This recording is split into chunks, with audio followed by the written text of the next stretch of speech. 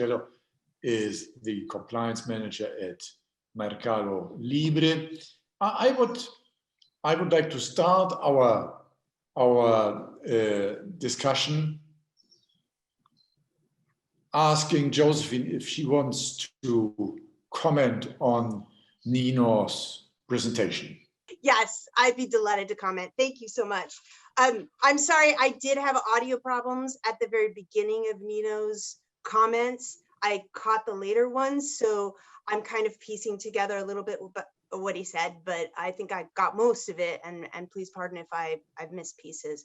But I also would recommend another book, the Sociopath Next Door, because there's a difference between a sociopath and a psychopath.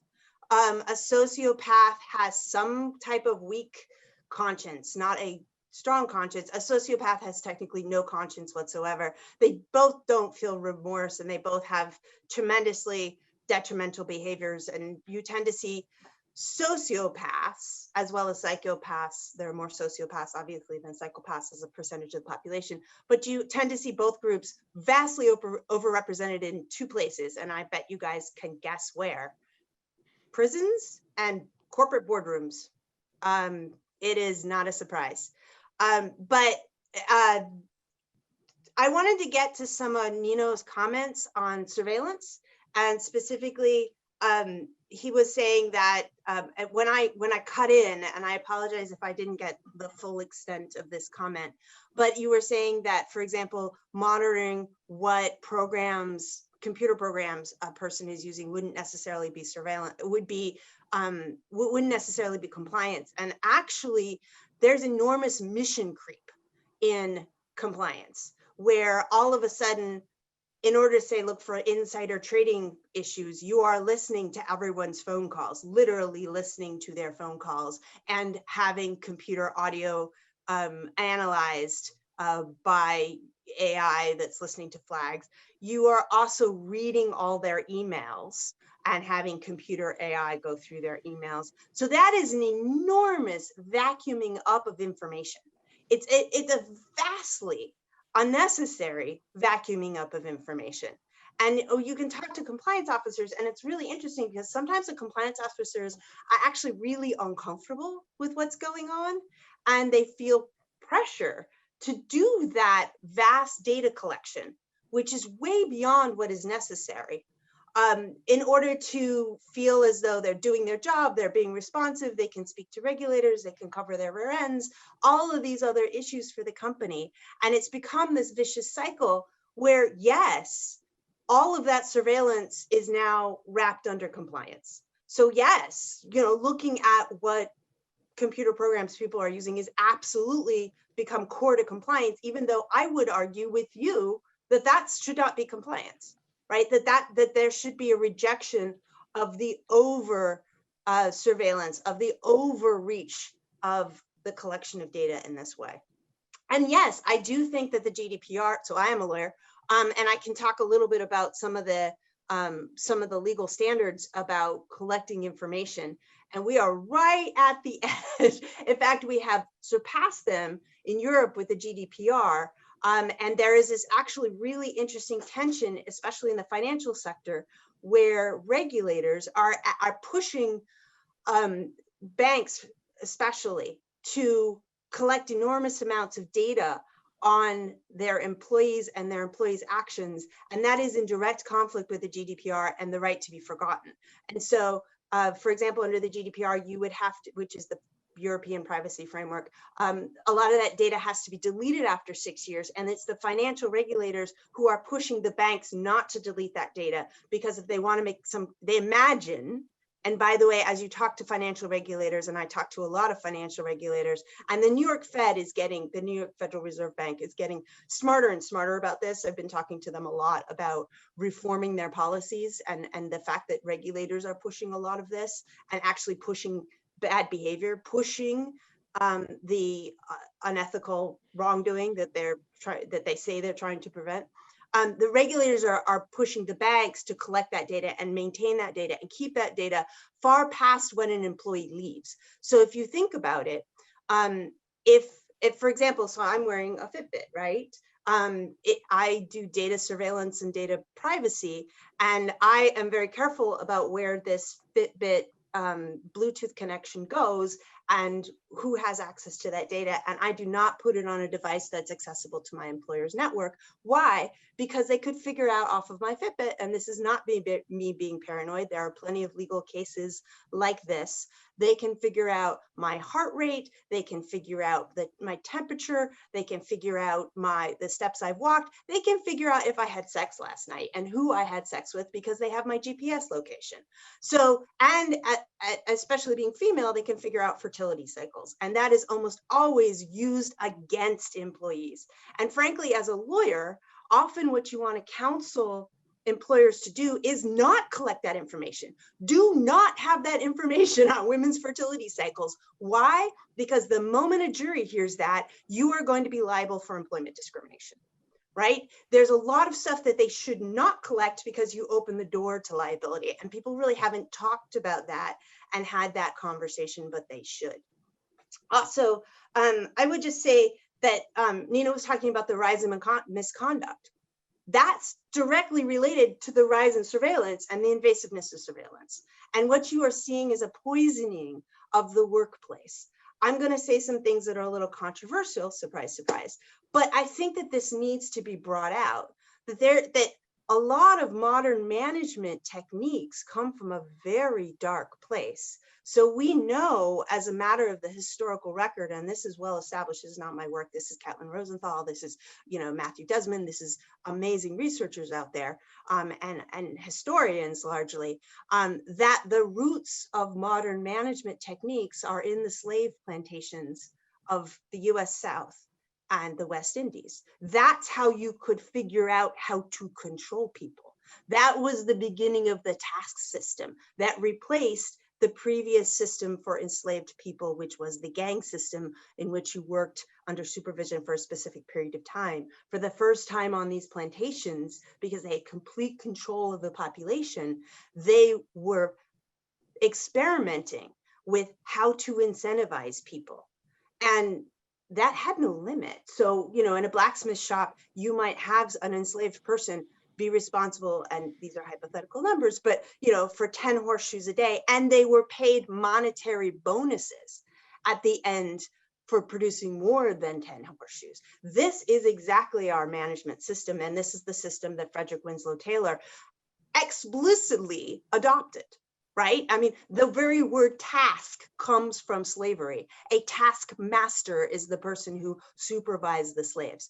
Now, there is a point to be made that, of course, for as long as we have delegated positions and we've delegated work, you've had to supervise people.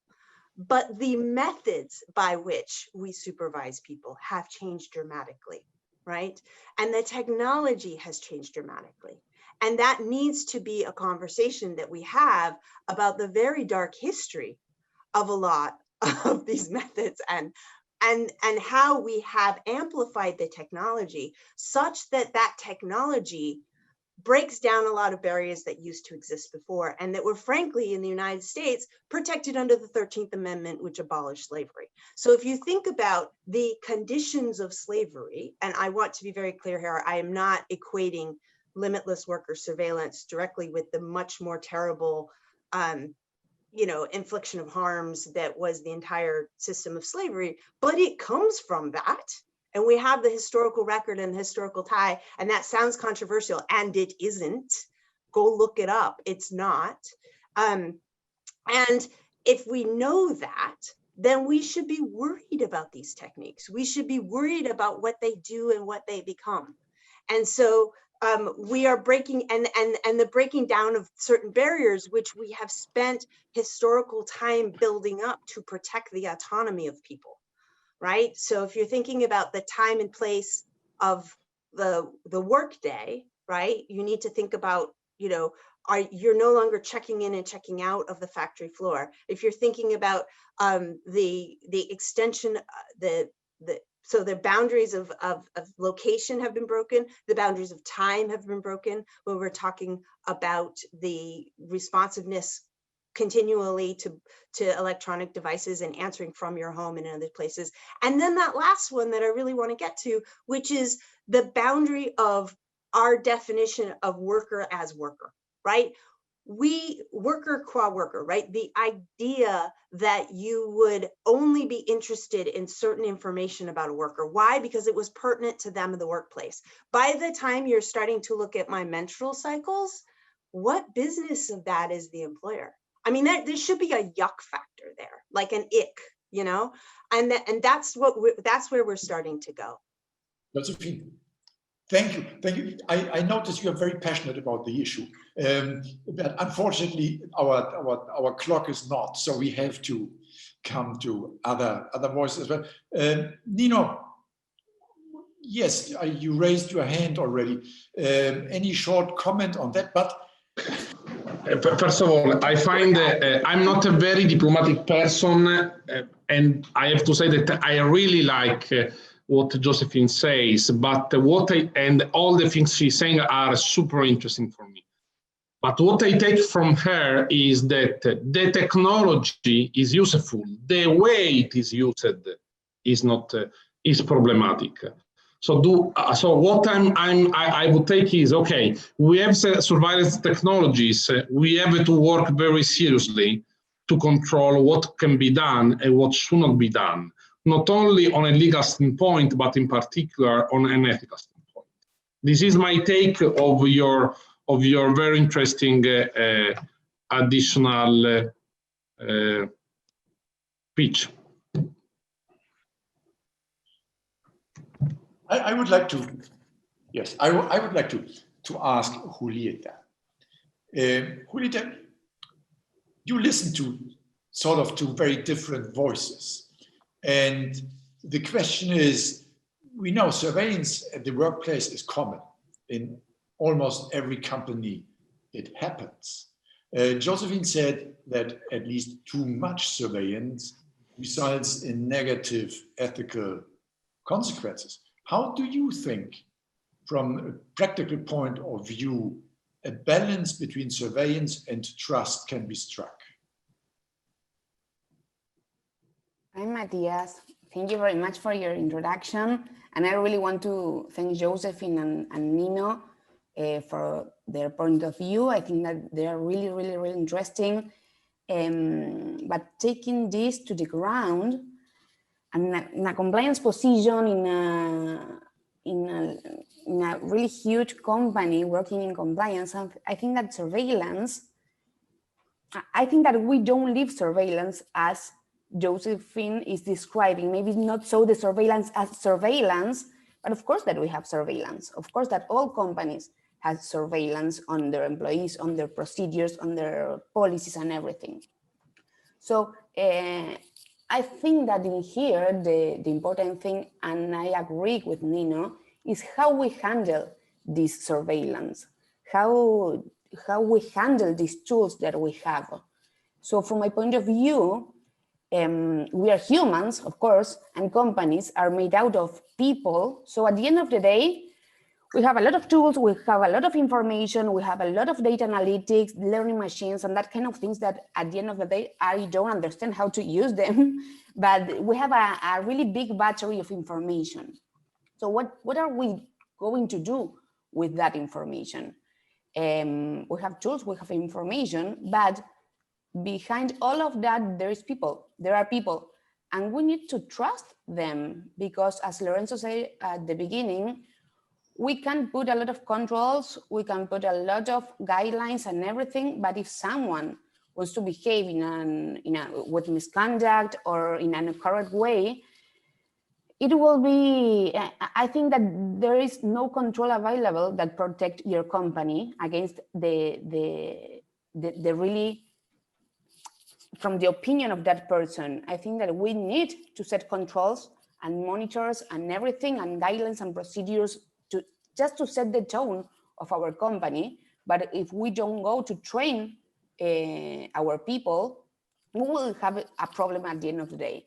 I think that the important thing is to train people, to inform them, and to set the ground, just to explain them what are we expecting from them. Then, of course, that we have information, we have controls, we have surveillance tools that will allow us to set our risk and that will permit us to set our programs, a compliance program, a risk management program, an internal control program.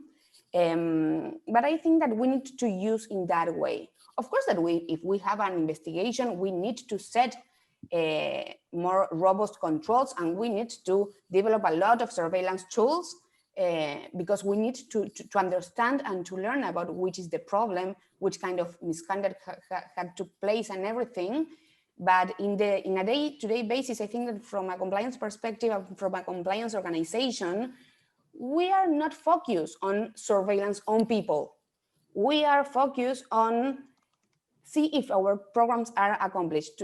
We are focused on protect our company and not to see if the people is complying with the procedures or not. Yes, with the procedures, yes, with the guidelines, but not with what are they doing with their times and everything. I think that surveillance is a tool that we use.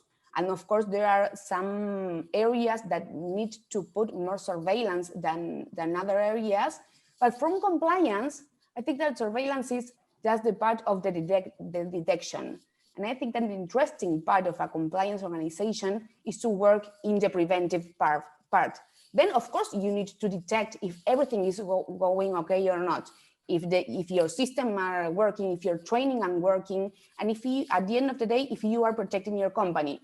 But I think that we need to see the surveillance on that sense to protect the company, and of course that always based on an ethic line. And we have laws, regulations. We need to sign a lot of papers when we join a company, giving our consent of our information and everything. But I think that the most important thing that surveillance areas and the ones who has this power and these functions of surveillance needs to have in mind that the privacy and your information is your information and is information from our people. So I think that if all the organization has in mind this this kind of principle, on the information of our people, it will be working okay, at least in the companies.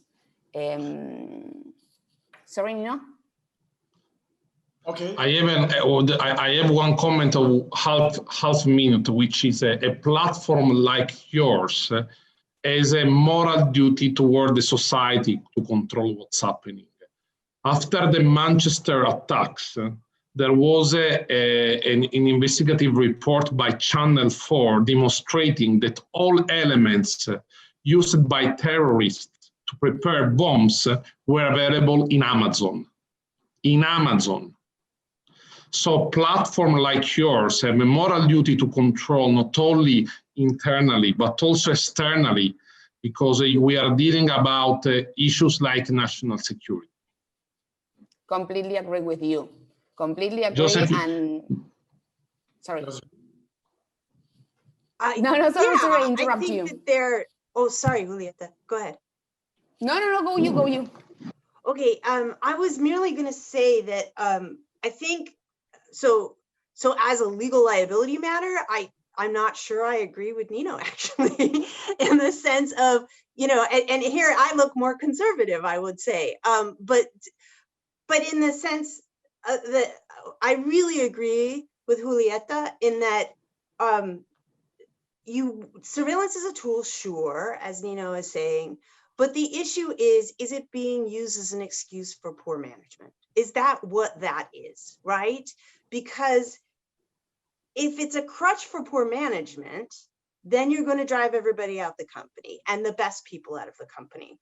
But you have to, and so Julieta's right, you have to set the tone, but you have to set the tone first, right? And the tone has to be self-implemented elsewhere. This is tone from the top. This is corporate culture. This is many other things that talk about what we do here as our group and what we don't do here as our group, right? This is the type of behavior we expect from you. These are the things that we want from you, right? Where is our common purpose? To what ends are you working, right? Everybody needs that. That has been the beginning of the corporation since they were corpora in Rome, right? They were common burial societies to together do something important beyond what any individual could accomplish. That's the beauty and the power of the corporate form. That's why we give limited liability. That's why we do all these other things in the law. But you need to set that tone, implement that tone, and keep that tone through human being and human actions. Yes, sometimes surveillance can be an early warning flag, but the interventions always need to be human. The conversation with the employee needs to be human to reset what the expectations are and to keep people on board. And what you are seeing is, especially, I'll use the example of Amazon because Nino brought it up. Amazon, they're describing themselves and the experience of working at Amazon in the US, and I don't know if this is in Latin America too, as being an ambot, like literally being used as a robot for your labor and not feeling as though you have any other value to the company beyond that, right? That leads to the feeling of alienation, that leads to, isolation, that leads to sabotage. And that's what you're increasingly seeing. And that's why it's so dangerous, because no system can really protect a company against someone inside the company who's smart, who's savvy, who knows how the whole thing works and is intent on sabotage, right? That's where your surveillance programs are beyond, it's beyond. That's what management needs to get involved with way early to keep that turn from happening. And that's really the condition inside a lot of companies that where this has gone so south.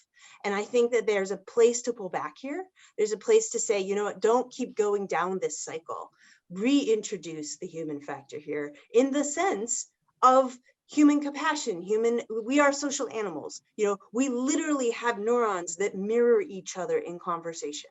We are wired to be social in all kinds of ways. And when we don't feel as though we are valued in a social group, we don't give the best of ourselves to that social group. And what companies are asking for is the best of their employees. And they need that. They need that to be able to function and perform the purposes, the higher purposes to which companies really do aspire and their workers should aspire. Josephine, I fully agree with what you said, but the comment about the responsibility of the company. I was not talking about the legal liability. I was talking about a moral responsibility. Personally, if I have a platform and I don't have systems to control if a terrorist is buying all the ingredients for a bomb, well, probably I'm an irresponsible platform. So I think that as a manager of a platform, I should have systems to control significant misbehavior. Julieta, we are fighting and you are there so kind with us. What do you think? Well, can I just say one thing? I would just say those are import-export control rules. So that should be articulated already. That's not the platform's responsibility in the sense of setting that up. Should be import-export control rules. But if everything is inside, Josephine, if you buy all the elements that are produced within Pennsylvania, and you have an internal, I was buying, when I lived in Pennsylvania, I was buying everything. I don't remember the platform. There was this second stuff, this platform with secondhand everything. So I had everything in secondhand, even my hairs. But if you have the platform, you have to control, right? It's like in Italy, we have this platform to sell secondhand stuff, and there are, I already denunciated people who were doing illegal financial services, drug dealers, exploitation of prostitution, and the owners of the platform. Oh, but we manage the platform. We don't know what they are doing inside. Okay, so at least this is my moral perspective, and it's not right by definition, of course. By the way, we have to, Josephine, you should come to Europe and visit us, please. I would be delighted. We'll bring Julieta too. I go. Go ahead, Julieta, Please you want to invite say me. something. I'm the mix between the both of you, so invite me. I saw some hands raised, but I can't see them now. If there's anybody who raised his hand, please give me a notice on the chat, because if not, you won't be able to have your mic activated.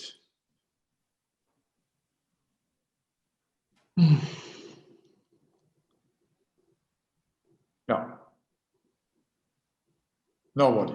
But I had questions still to Julieta, because what we listened to from Josephine, especially as well from Nino, is a very high grade of surveillance. Do you observe surveillance to that extent and that technological sophistication in Latin America already, or are we a bit behind? I don't know if I am mute. I am not mute. I think that it depends more on the kind of company than in the location of the company. For example, if we are talking about multinational companies, it doesn't have a lot of sense to see if we are sitting in Argentina, or if we are sitting in Germany, or if we are sitting in the US. I think that for multinational companies, this kind of activities, the surveillance, the culture of the company, the procedures and everything is coming from HQ, so from the headquarters. So in general, for multinational companies, I don't see as much a difference if it is in LATAM or if it's in Europe. It depends on the global perspective of the company. But coming to LATAM, I think that we have a lot of small, our most part of the companies are smaller companies and medium-sized companies. And maybe they don't have the tools, the technological tools to do surveillance, but they maybe, as the companies are smaller, they have like more contact with their employees. So maybe they practice like a kind of surveillance more directed, right? They know when the employees arrive to the office, when they leave the office, what are they doing, what are they looking, if they are watching Facebook or if they are working or not. So maybe they don't need so much technological tools to practice surveillance. So I don't know, it's like it's maybe more like a philosophical thing than the location. I think that it depends on the kind of companies that we have. For example, in Argentina, that we have almost 70% of medium-sized, small and medium-sized companies. I cannot say if they have technological tools or not, but on the other hand, I cannot say that they are not being surveilled and that the employees are not being surveilled by their bosses or the owners of the company. So I think that is the difference. I don't know exactly. I work in a really huge technological company with a lot of information, of course, and with a lot of tools for surveillance. But I think that in general, if we need to set this in a LATAM level, we need to think on which kind of companies do we have in here, which are the LATAM companies that we have. And of course, that we have the multinational companies too, but I think that the most representative thing are the small and medium-sized companies, and this is like a kind of different culture and different access to the technology. Okay, thank you so much, Julieta. Thank you very much, Josephine and Nino. That was really a great part of our conference and very, very interesting.